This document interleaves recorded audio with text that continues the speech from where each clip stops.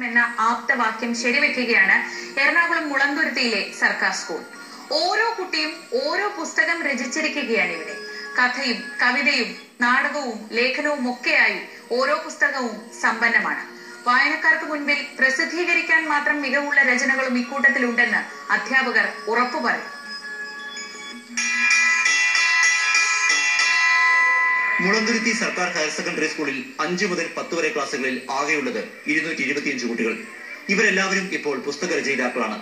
കഥയും കവിതയും നാടകവും ഉപന്യാസവും നോവലുമൊക്കെയായി ഓരോരുത്തരുടെയും സൃഷ്ടികൾ പുസ്തകരൂപത്തിലായി കഴിഞ്ഞു. അടുത്ത ദിവസം പ്രകാശിപ്പിക്കും.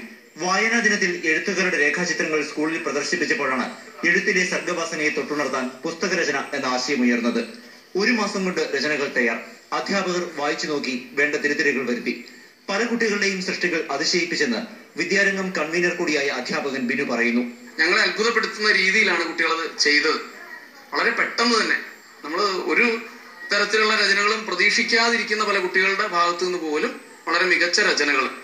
ഇതിൽ ഒരു 5% രചനകൾ ശരിക്കും പറഞ്ഞാൽ ഇന്നത്തെ മികച്ച സാഹിത്യകാരന്മാരുടെ രചനകളോട് കിടപിടിക്കാൻ തക്ക രചനകൾ തന്നെയാണ്. പുസ്തകങ്ങൾക്ക് കവർ ചിത്രങ്ങൾ തയ്യാറാക്കിയതും കുട്ടികൾ തന്നെ. വരയ്ക്കാൻ അറിയാവുന്നവർ മറ്റുള്ളവർക്ക് വരച്ചു കൊടുത്തു. രചനകളിൽ ചിലത് ഓൺലൈനിൽ പ്രസിദ്ധീകരിക്കാൻ ചില സ്ഥാപനങ്ങൾ തയ്യാറായിട്ടുണ്ട്. കൂടുതൽ പ്രസാധകരെ തേടുകയാണ് അധ്യാപകർ. സാമ്പത്തികമായി പിന്നോക്കം നിൽക്കുന്ന കുടുംബങ്ങളിലെ കുട്ടികൾ അവരുടെ പരിമിത ലോകത്തു നിന്ന് ഭാവനയുടെ അതിരുകളില്ലാത്ത ആകാശമാണ് ഓരോ രചനകളിലും. 1930കളിൽ വൈലോപ്പള്ളി ശ്രീധരമേനോൻ ഈ സ്കൂളിൽ അധ്യാപകനായിരുന്നു.